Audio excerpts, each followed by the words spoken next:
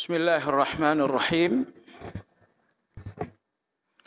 Assalamualaikum warahmatullahi wabarakatuh.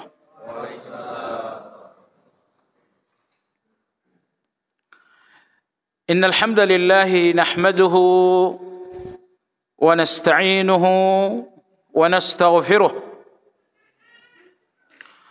wa na'udzu billahi min shururi anfusina wa min sayyiati a'malina. Man yahdillahu fala mudilla lahu wa man yudlil fala hadiya lahu. Wa ashhadu an la ilaha illallah wahdahu la syarika lahu. Wa ashhadu anna Muhammadan abduhu wa rasuluhu la nabiyya ba'dah. Allahumma salli wa sallim ala Muhammad wa ala alihi wa ashabihi wa man ittaba'ahum bi ihsan ila yaumiddin.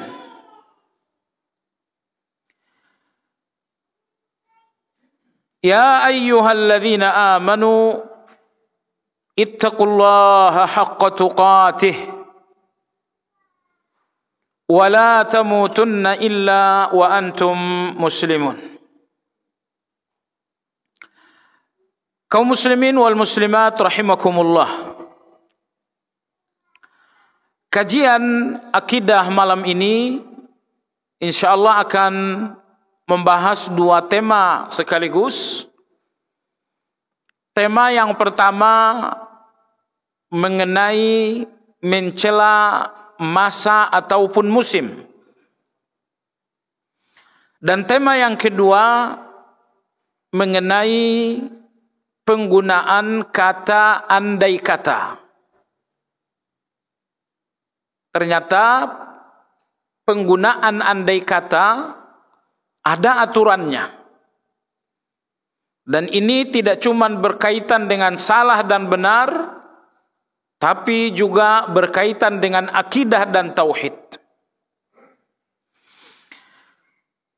Mudah-mudahan antum masih ingat kajian terakhir, yaitu menghubungkan nikmat dengan selain Allah. Pemberian-pemberian Allah, tapi dihubung-hubungkan dengan selain Allah. Nikmat-nikmat dari Allah, tapi yang disebut-sebut justru selain Allah. Allah yang memberikan sehat, tapi yang disebut-sebut adalah dokter. Allah yang memberikan keamanan, tapi yang disebut-sebut adalah aparat. Ini pembicaraan yang lalu. Menghubung-hubungkan nikmat dan pemberian Allah dengan selain Allah. Ini tidak dibenarkan. Ini masuk dalam kategori syirik kecil. Syirik kecil karena hanya dalam ucapan, tidak dalam keyakinan. Nah, solusinya ada zikir-zikir yang harus diucapkan untuk lepas dari kesalahan ini. Misalnya, alhamdulillah, saya sembuh setelah minum Paramek. Anda sebutkan Paramek untuk kesembuhan Anda, tapi Anda ucapkan alhamdulillah. Maka pengucapan alhamdulillah dalam hal yang diberikan oleh Allah, bersamaan dengan itu penyebutan sebab, ini tidak masalah. Artinya zikir alhamdulillah ini ternyata melepaskan seseorang dari syirik kecil. Alhamdulillah saya sembuh setelah ditangani oleh dokter. Kesembuhan Anda hubungkan dengan Allah Azza wa Jalla melalui alhamdulillah. Sebab itu hati-hati. Jamaah sekalian yang saya hormati, sebelum saya lanjut, saya ingin sampaikan dalam pembicaraan biasakan menyebut nama-nama Allah agar pembicaraan Anda bernilai ibadah. Misal, kalau saya katakan bagaimana kabar, Anda jawab kabar baik. Jawaban Anda nggak ada ibadahnya sama sekali. Tapi kalau Anda sebutkan nama Allah, apa kabar? Alhamdulillah, kabar baik. Maka jawaban Anda mengandung nilai ibadah. Tunggu di rumah, saya mau datang. Gak ada ibadahnya sama sekali. Tapi kalau Anda katakan, tunggu di rumah, insya Allah saya mau datang. Dengan menyebutkan nama Allah dalam banyak ucapan, jawaban, dan pembicaraan, akhirnya Anda dapatkan nilai ibadah. Jadi sangat mudah sebetulnya, namun menjadi sulit karena kita selalu lalai. Kita lalai. Komunikasi melalui WhatsApp, biasakan itu. Biasakan jawaban-jawaban Anda selalu bernilai ibadah. Baik. Hal kedua, ingin disampaikan pula bahwa dalam agama kita ada 3 tauhid. Ada 3 keesaan Allah. Yang pertama, tauhid uluhiyah. Mengesakan Allah dalam segala ibadah. Lalu yang kedua adalah tauhid rububiyah. Mengesakan Allah dalam perbuatan-perbuatan Allah untuk kita. Mengesakan Allah dalam keinginan-keinginan kita untuk Allah. Saya ingin sehat, itu keinginan Anda untuk Allah, itu rububiyah namanya. Saya ingin sukses, keinginan Anda itu ada dalam keputusan Allah, itu rububiyah namanya. Nah, tetapi jamaah sekalian, tidak akan ada orang yang mendalam memahami rincian dan cabang-cabang rububiyah dan uluhiyah kecuali orang yang mendalam memahami asmaul husna dan sifat-sifat Allah. Jadi cabang-cabang rububiyah, cabang-cabang uluhiyah hanya dapat Anda pahami secara mendalam dengan mendalami asmaul husna dan sifat-sifat Allah. Karena semua rububiyah itu sifat Allah. Aku ingin rezeki karena Allah Maha memberi rezeki. Aku ingin selamat karena Allah As-Salam. Aku ingin rasa aman karena Allah Al-Mu'min. Aku ingin sehat karena Allah Asy-Syafi.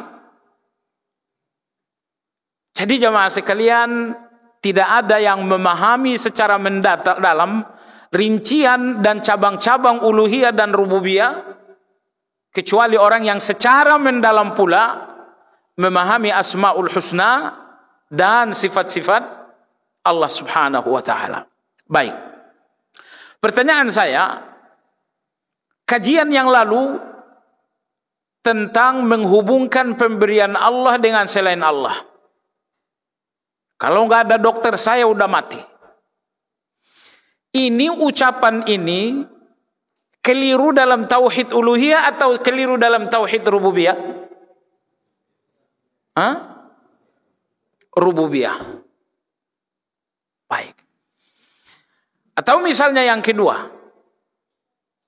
Contoh yang kedua misalnya adalah kalau tidak ada Pak Sapam semalam, kita satu rumah ini udah nggak aman.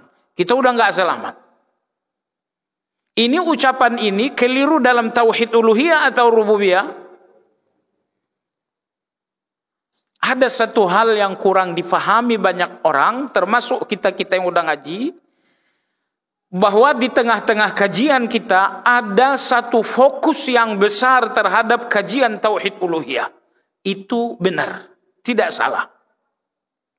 Tetapi fokus untuk kajian tauhid rububiyah ini sangat dangkal.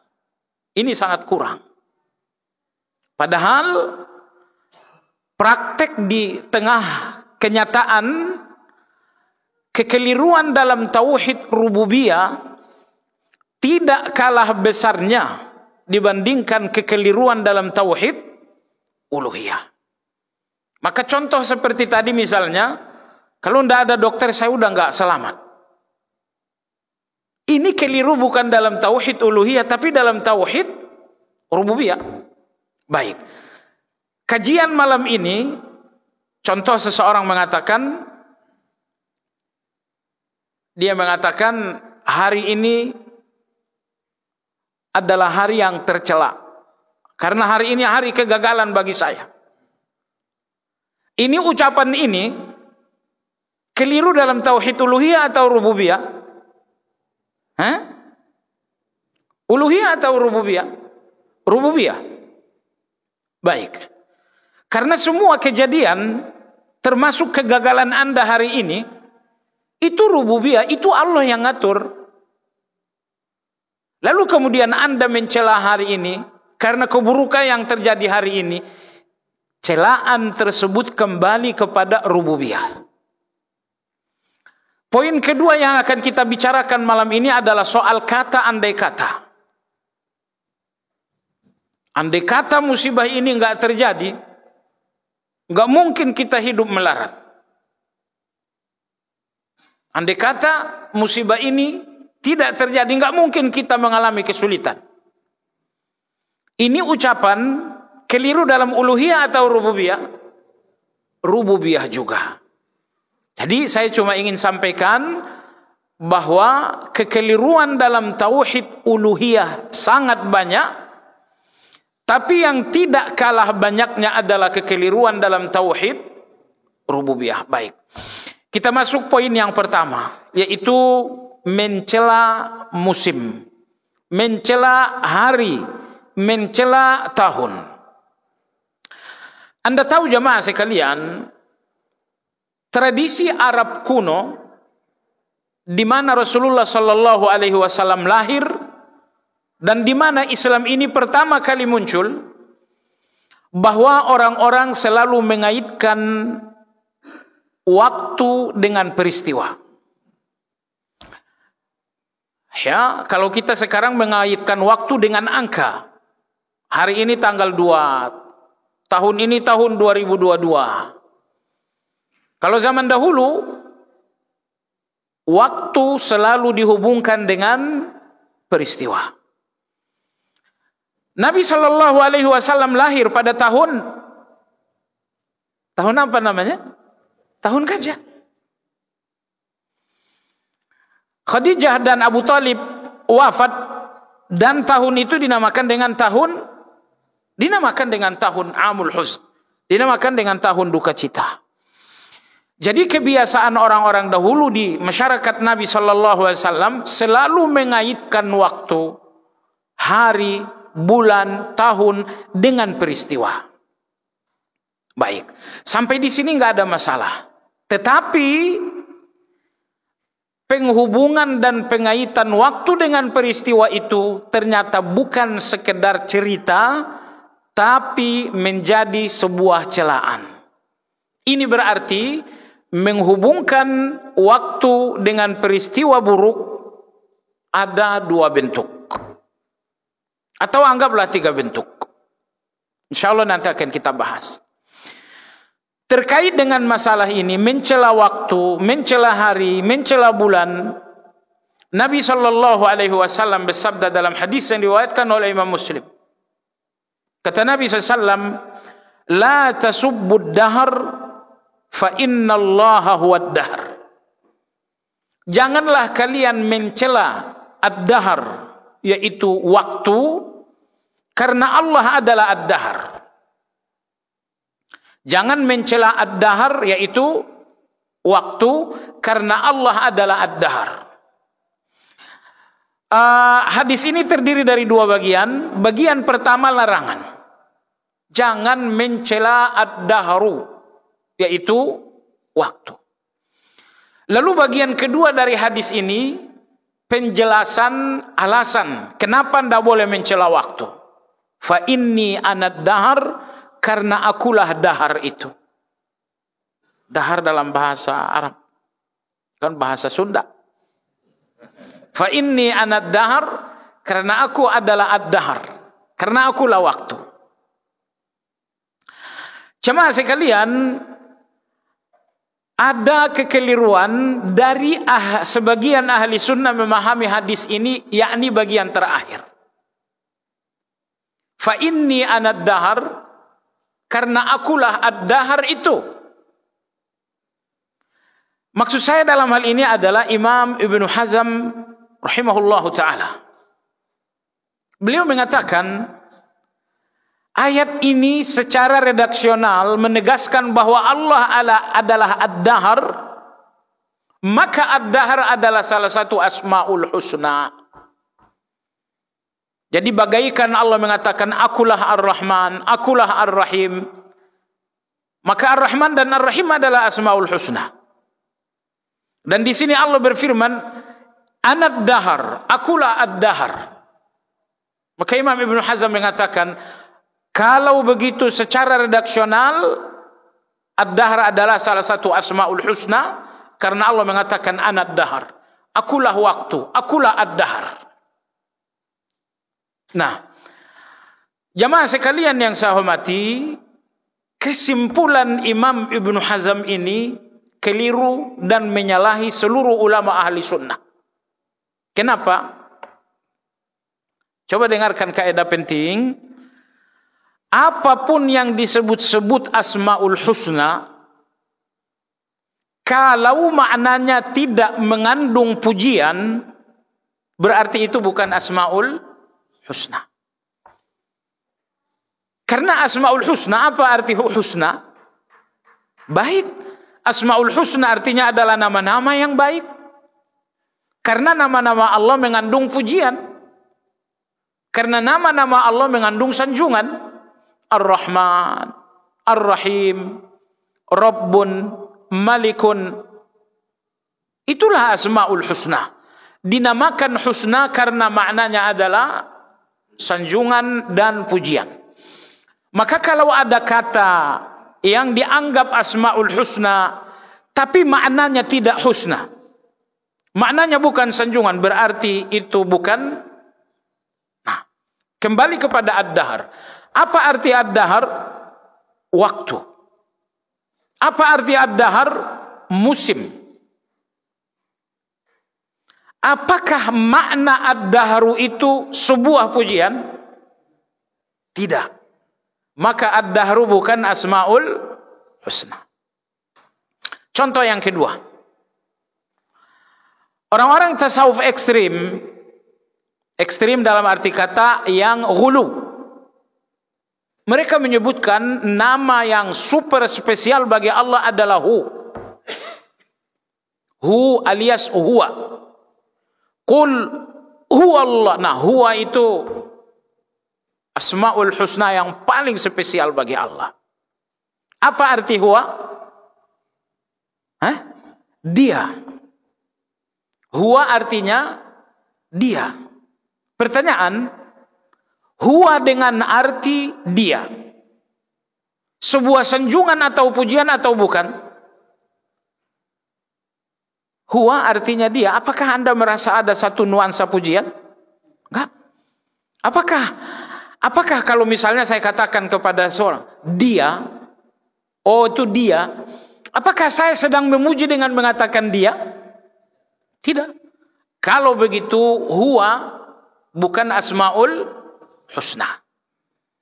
Mereka mengatakan Anda kalau zikir la ilaha illallah itu zikir reguler itu. Tapi kalau zikir Anda Allah Allah Allah itu zikir eksekutif. Tapi kalau zikir Anda hu wah itu VIP. VIP. Salah dan keliru. Kenapa? Karena hu Bisa untuk Allah, bisa untuk selain Allah. Yang kedua, hu artinya dia, tidak ada makna pujian dan sanjungan. Sementara nama-nama Allah dinamakan husna karena artinya adalah sanjungan. Baik, ini hadis tadi. Karena aku adalah ad-dahar. Bagian awal dari hadis larangan, la tasubbud dahar. Janganlah kalian mencela waktu. Garis bawahi mencela. Artinya begini. Di dalam perjalanan waktu terjadi banyak peristiwa-peristiwa buruk. Dalam perjalanan waktu terjadi peristiwa-peristiwa buruk. Terkadang waktu berlalu di mana wafatlah orang tua kita. Terkadang dalam perjalanan waktu kita pun dipecat dalam pekerjaan. Dalam perjalanan waktu kawan kita pun mengalami penyakit. Dalam perjalanan waktu terjadi sejumlah musibah dan keadaan-keadaan buruk. Bahasa manusia dalam hal ini ada dua. Bahasa pertama bahasa ikhbar atau al-wasf. Bahasa bercerita. Misalnya ibu saya wafat tahun lalu. Dia menyebutkan keburukan, yaitu ibunya wafat, dihubungkan dengan waktu, yaitu tahun lalu. Tapi ini sifatnya cerita. Ini sifatnya cerita. Oh, kamu mengalami celaka? Iya, kecelakaan ini terjadi kemarin. Apakah saya sedang mencaci kemarin? Oh enggak. Apakah saya sedang mencela kemarin? Tidak. Saya sebutkan keadaan buruk kemarin hanya dalam bentuk cerita dan bicara. Ini hukumnya boleh. Ini hukumnya boleh. Hari ini adalah hari musibah. Oh, sekedar cerita enggak jadi soal. Hari ini adalah hari yang buruk. Sekedar cerita tidak jadi soal. Ini nomor satu. Mengaitkan keburukan dengan waktu, tapi sekedar cerita. Ini dibenarkan. Mana dalilnya? Nabi kita SAW bersabda dalam hadis Zubair bin Adi radhiyallahu taala anhu. Kata Nabi SAW, la ya'ti zamanun illa walladhi ba'dahu syarrum minhu. Kata Nabi SAW, tidaklah datang satu zaman melainkan zaman berikutnya lebih buruk daripada zaman itu. Di zaman ini seperti ini keadaan politiknya, seperti ini keadaan ekonominya buruk sekali. Oh, itu duniawi saja. Dan kalau agama kita bicara buruk, tidak ada hubungannya dengan keburukan dunia. Tapi kalau Anda katakan di zaman ini seperti ini liberalnya. Sekarang zaman, ya mau tak mau zaman liberal namanya. Lalu Nabi SAW mengatakan tidaklah datang satu zaman yang buruk, melainkan zaman berikutnya lebih buruk. Nah, hadis ini hadis sahih dari sahabat Zubair bin Adi radhiyallahu an. Anda lihat dalam hadis ini, Nabi menghubungkan keburukan dengan zaman. Tidaklah datang satu zaman, melainkan zaman sesudahnya akan lebih buruk. Nabi mengatakan zaman lebih buruk. Semakin kiamat semakin buruk. Tapi apakah Nabi SAW bermaksud mencela, mencaci, melecehkan, merendahkan? Tidak. Nabi kita alaihi salatu wassalam bermaksud untuk menceritakan. Kenapa beliau cerita? Agar kita bersiap-siap. Sebab kalau beliau sallallahu alaihi wasallam tidak menceritakan keburukan yang akan terjadi, nanti kita tidak bersiap-siap. Jadi agar kita selalu dalam keadaan siaga, Nabi kita SAW menceritakan hal itu. Ini yang pertama, menghubungkan keadaan buruk dengan waktu tapi sekedar cerita, hukumnya boleh. Hukumnya boleh. Kemudian yang kedua, menghubungkan satu keburukan dengan satu waktu dengan tujuan melecehkan waktu, mencela waktu, dengan tujuan membenci waktu. Terus terang, saya trauma dengan hari Jumat. Itu. Kamu trauma, kenapa? Hari Jumatlah peristiwa musibah yang membuat rumah tangga saya hancur.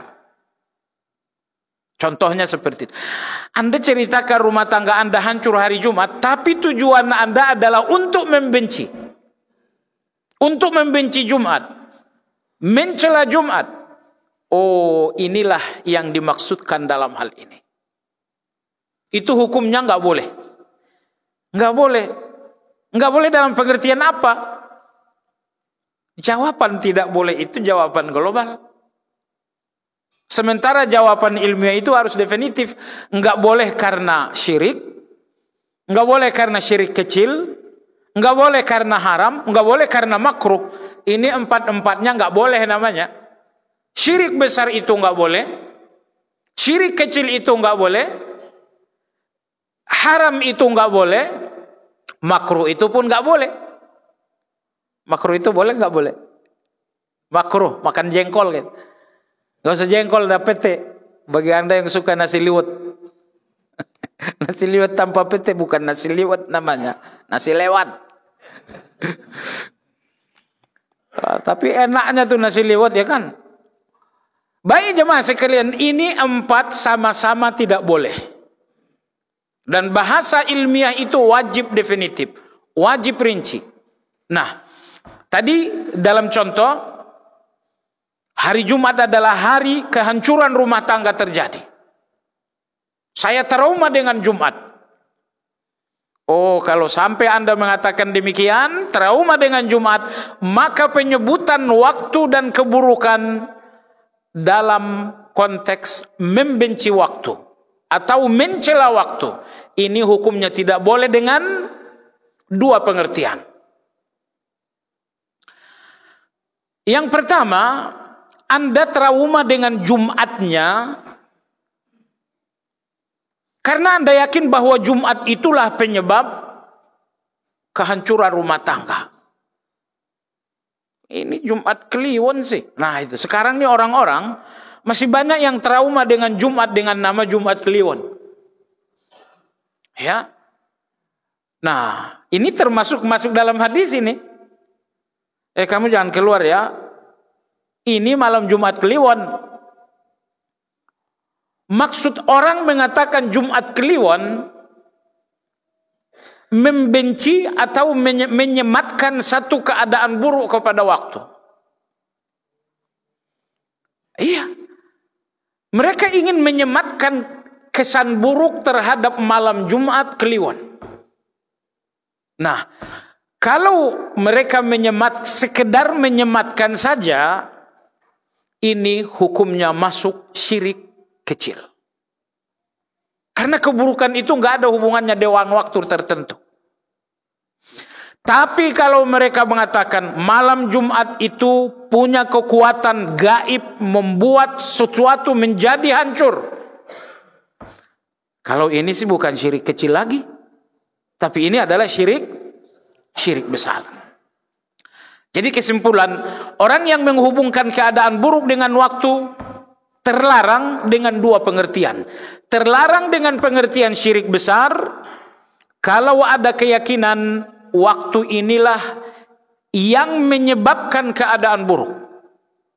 Yang kedua, tidak boleh dalam pengertian bukan syirik besar tapi syirik kecil. Yaitu ketika keadaan buruk dihubungkan dengan waktu, bukan dengan keyakinan waktu yang membuat keadaan buruk, tapi semata-mata karena membenci waktu. ini syirik kecil. Ini dosa besar. Baik jemaah sekalian yang saya hormati, jadi Islam tidak mengenal kata-kata seperti itu, trauma. Saya trauma dengan hari Jumat. Saya trauma dengan bulan April. Anda lahir bulan apa? Baik, kata-kata seperti ini, saya trauma dengan April, saya trauma dengan hari A, saya trauma dengan kata-kata trauma Anda dalam hari A, saya itu bahwa Anda benci dengan hari itu. Hukumnya dosa besar. Itulah yang dimaksudkan Allah dalam hadis qudsi berikut. Allah Subhanahu wa taala berfirman, qala Allah azza wa jalla, Nabi bersabda, Allah azza wa jalla berfirman, yu'zini ibnu Adam. Manusia, anak-anak Adam ini menyakiti aku, kata Allah. Manusia menyakiti Allah? Iya. Bagaimana manusia menyakiti Allah? Kata Allah tabaraka wa ta'ala ketika dia mengatakan, ya khaybatad dahar, wahai hari sial, wahai bulan sial, aku yang menciptakan hari, aku yang menciptakan bulan, aku yang menciptakan tahun. Kenapa pula ciptaanku itu dinamakan sial? Ini hari sial. Tapi dengan tujuan membenci.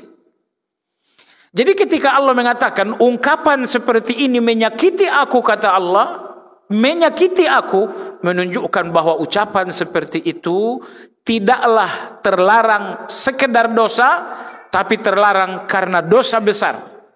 Dosa besar karena syirik kecil. Syirik kecil itu dosa besar atau dosa kecil? Iya, jangan karena namanya kecil lalu Anda pikir dosa kecil. Walaupun namanya syirik kecil, tapi tetap syirik besar. Jadi, dosa besar. Inilah 3 rincian dalam hal ini. Menghubungkan keburukan dengan waktu sekedar cerita, hukumnya boleh. Hukumnya boleh. Menghubungkan keadaan buruk dengan waktu untuk membenci waktu, ini hukumnya dosa besar, syirik kecil. Menghubungkan keburukan dengan waktu, dengan keyakinan waktu inilah yang menjadi penyebab keburukan, ini syirik besar. Saya tidak yakin ada di tengah umat yang terjerat dalam nomor 3. Ada orang yang benci dengan waktu, dengan keyakinan waktu inilah penyebab keburukan. Nggak ada itu. Tetapi nomor 2 lah yang kita khawatirkan. Bahwa ada orang yang benci dengan waktu, trauma dengan waktu, karena perasaan, karena kejadian buruk yang terjadi pada waktu tersebut. Sudah keadaan buruk, kejadian buruk sudah, tapi jangan sampai waktunya yang dibenci. Karena waktu ini Allah yang ciptakan. Membenci ciptaan Allah, artinya Anda pun gak suka dengan Allah subhanahu wa ta'ala. Sehingga Allah mengatakan, kalian menyakiti aku. Ketika ciptaanku menurut kalian sial bagi kalian. Wallahu ta'ala a'lam. Inilah poin pertama. Poin yang kedua, tentang penggunaan andai kata. Penggunaan andai kata. Dalam hadis sahih dari Abu Hurairah radhiyallahu anhu, Rasulullah sallallahu alaihi wasallam bersabda, "Al-mu'minul qawiyyu khairun wa ahabbu ila Allah minal mu'minid dha'if." Seorang mukmin yang kuat lebih baik dan lebih dicintai Allah dibandingkan seorang mukmin yang lemah. Wa fi kullin khair, dua-duanya kebaikan. Mukmin yang kuat adalah baik, mukmin yang lemah juga baik, tapi mukmin yang kuat lebih dicintai oleh Allah. Anda tahu kenapa? Karena seorang mukmin yang kuat bermanfaat untuk orang banyak. Adapun seorang mukmin yang lemah, dia nggak bisa bermanfaat untuk orang lain. Imam Syafi'i kuat secara ilmu, maka lihatlah manfaat Imam Syafi'i luar biasa. Umar bin Abdul Aziz kuat dengan kekuasaan yang sangat adil. Anda lihat bagaimana kekuasaan yang adil itu manfaat bagi semua orang. Uthman bin Affan radhiyallahu anhu kuat dengan kekayaan yang disertai dengan kedermawanan. Maka kekuatan Uthman secara ekonomi manfaat bagi orang banyak. Jadi jamaah sekalian yang saya hormati, maka Nabi bersabda, seorang mukmin yang kuat dengan segala penafsiran kuat ekonominya, kuat ilmunya, kuat kekuasaannya tapi adil, seorang mukmin yang kuat seperti ini lebih dicintai Allah. Kenapa? Karena dia lebih bermanfaat dibandingkan seorang mukmin yang lemah. Mukmin yang lemah enggak punya uang, kapan sedekahnya? Mukmin yang lemah misalnya enggak punya kekuasaan, kapan menegakkan keadilannya? Mukmin yang lemah enggak punya ilmu, kapan berdakwah dan mengajarkannya? Jadi orang lemah itu hanya manfaat, enggak menjadi manfaat bagi orang lain. Ini bukan pelecehan tapi tantangan. Kita lemah, ya, tapi jamaah sekalian, keadaan lemah kita jadikan itu tantangan. Saya memang tidak kuat sekuat Imam Syafi'i soal ilmu, tapi kan saya bisa ngajarkan Iqra. Tapi kan saya bisa ngajarkan cara salat. Seorang mukmin yang kuat itu terbaik bukan karena dia kuat, tapi karena manfaat kekuatan itu bagi orang lain. Baik. Berikutnya Nabi SAW bersabda, hadis ini kunci kebahagiaan. Kata Nabi SAW, ihris ala ma yanfa'uka. Bersungguh-sungguhlah melakukan apapun yang bermanfaat. Semua orang-orang yang meradang dengan penyesalan karena mereka mengabaikan manfaat. Perhatikan kita waktu sekolah. Sebelum datang ujian, kita abaikan waktu tanpa manfaat. Begitu datang ujian, kita pun menyesal. Coba kalau kemarin saya belajar. Jadi semua penyesalan karena manfaat yang diabaikan. Waktu yang gagal dijadikan manfaat, ini akan menjadi penyesalan. Usia muda yang gagal dijadikan manfaat, ini akan menjadi penyesalan. Dan Nabi SAW tidak mau kita menjadi orang yang menyesal, maka lakukan yang bermanfaat. Saya lihat jemaah sekalian, orang-orang yang banyak ataupun orang-orang yang terlalu mendalam dalam kesedihan musibah, istrinya wafat, suaminya wafat, anaknya wafat, orang tuanya wafat, yarhamukallah. Orang-orang yang kesedihannya berlebihan tentu karena banyak faktor. Salah satunya karena andai kata, dan salah satunya karena Anda atau karena tidak berbuat baik. Contoh, seorang anak yang gak berbakti kepada orang tua, maka kematian orang tua ini akan menjadi gelisah bertahun-tahun. Bukan karena orang tuanya mati dan wafat, tapi karena memang sepanjang hayat orang tua, dia gak melakukan yang terbaik.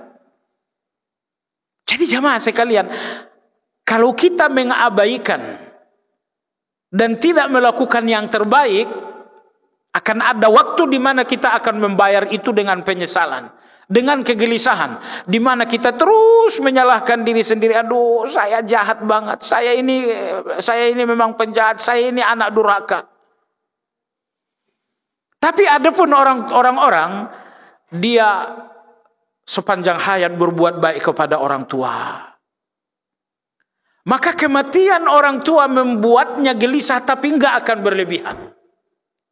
Kenapa? Orang yang berbuat baik enggak akan gelisah dengan perpisahan secara berlebihan. Semua orang-orang yang sedih berlebihan karena memang selama ini tidak berbuat baik.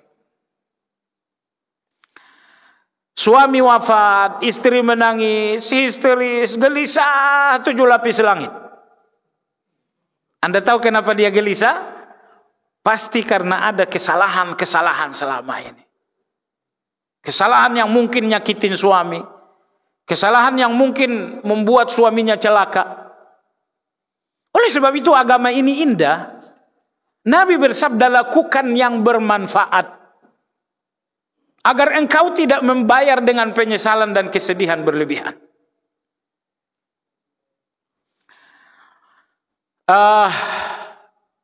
Imam Ibnul Jauzi dalam kitab Al-Birr Was-Sila, beliau bercerita tentang seorang yang bernama Zar bin Umar. Ketika Zar bin Umar wafat, ayahnya, siapa ayahnya? Umar. Ayahnya menangis. Lu anaknya bukan sekadar menangis, menangis luar biasa.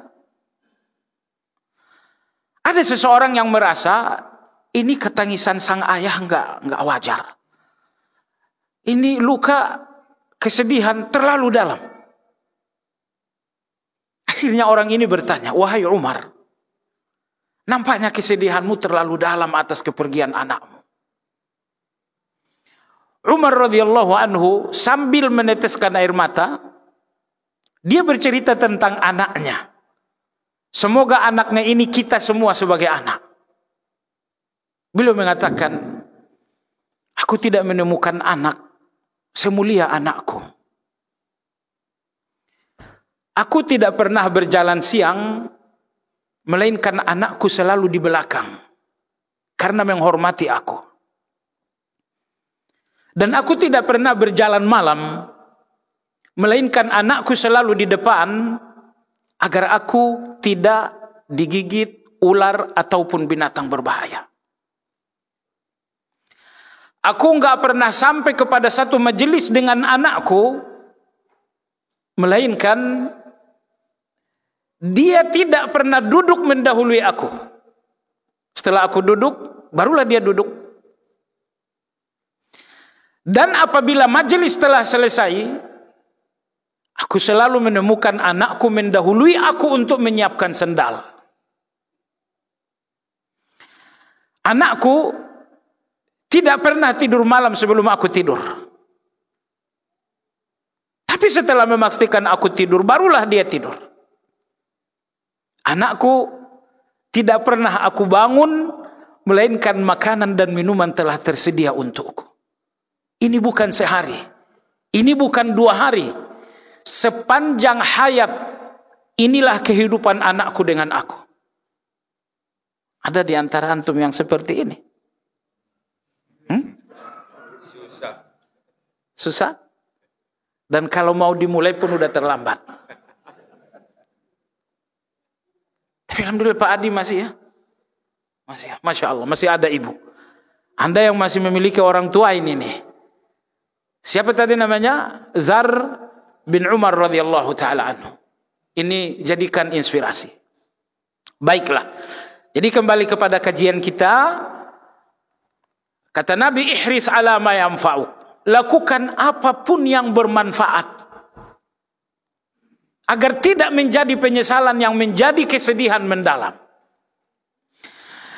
Selanjutnya kata Nabi sallallahu alaihi wasallam, wala ta'jaz, dan janganlah engkau merasa lemah. Enggak boleh merasa lemah. Kamu begini, saya enggak bisa. Coba kamu lakukan ini, saya enggak bisa. Enggak boleh seorang muslim mengatakan saya enggak bisa. Yang mesti Anda lakukan bagaimana caranya? Kalau misalnya saya katakan, coba kamu azan. Oh, saya enggak bisa. Bukan begitu jawabannya. Katakan, bagaimana caranya azan? Intinya Nabi kita SAW mengatakan, berusahalah menghindari segala bentuk kelemahan. Jangan merasa lemah. Jangan katakan aku enggak mampu, aku enggak bisa. Tapi katakan bagaimana caranya. Berikutnya, wa in asabaka syai'un fala taqul law anni fa'altu kana kadza wa kadza, walakin qul qadarullah wa ma syaa'a fa'al. Ini kebahagiaan luar biasa. Kata Nabi SAW, apabila terjadi keadaan buruk, jangan ucapkan andai kata. Andai kata begini, pasti begitu. Andai kata kemarin ku belikan baju buat ayah, hari ini beliau sudah wafat. Andai kata. Andai kata kemarin ibu saya ajak makan bersama di luar, sekarang ternyata ibu sudah pergi. Kesedihan Anda berat karena Anda tumpuk andai kata. Artinya kita berhenti. Sejenak kita azan dulu. Silakan azan, kita azan dulu sebentar lagi.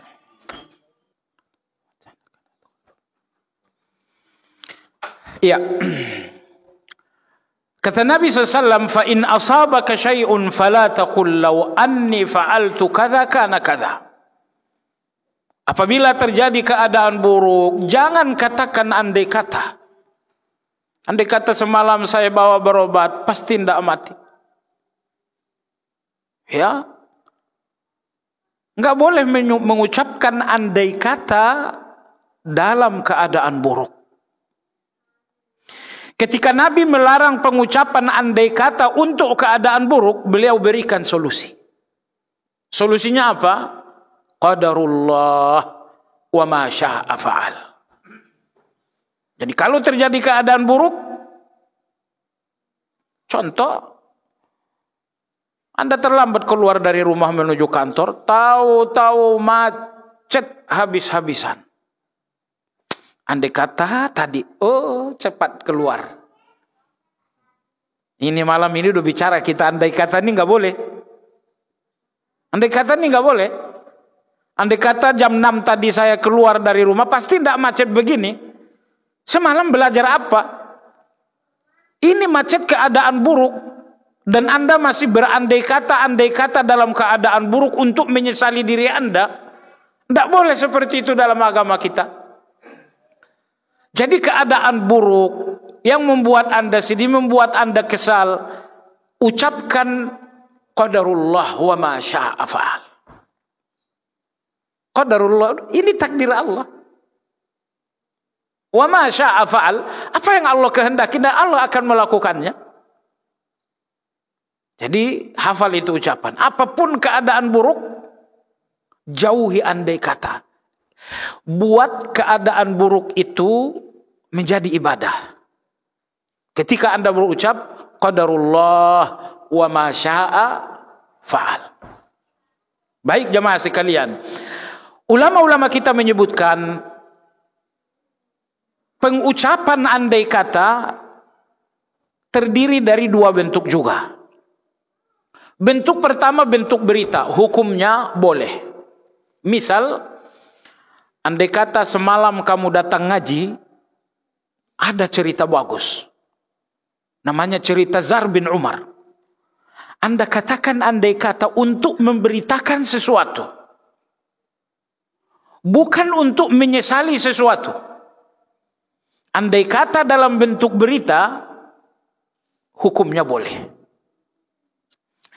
Andai kata yang hukumnya haram, dilarang, masuk dalam kategori kekeliruan dalam syirik rububiyah, adalah andai kata untuk menyesali satu takdir Allah Azza wa Jalla. Takdir Allah itu semuanya rububiyah. Ketika Anda ucapkan andai kata untuk menyesali rububiyah itu, hukumnya terlarang. Hukumnya dosa.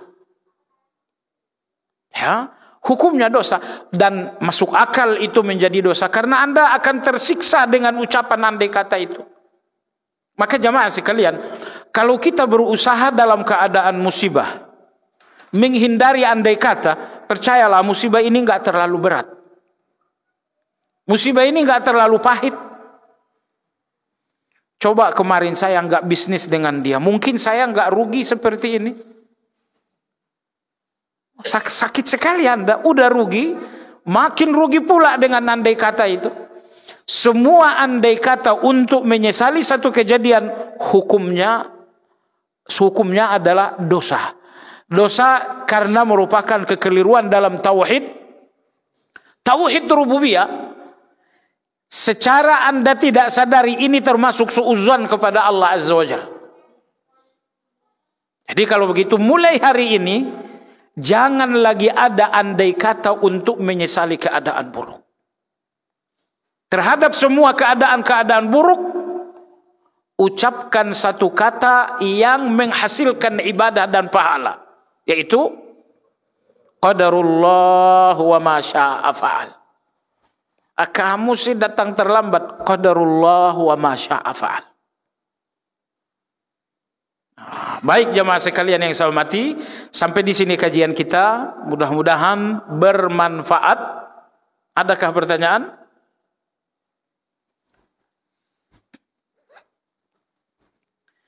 Baik, kalau tidak ada pertanyaan, kita sudahi sampai di sini.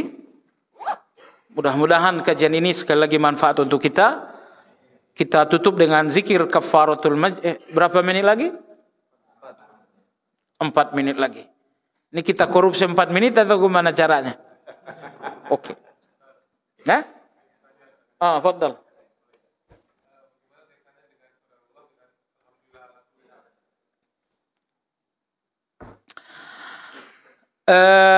Terjadi keadaan buruk, kadang-kadang Nabi kita SAW mengatakan alhamdulillah ala kulli hal.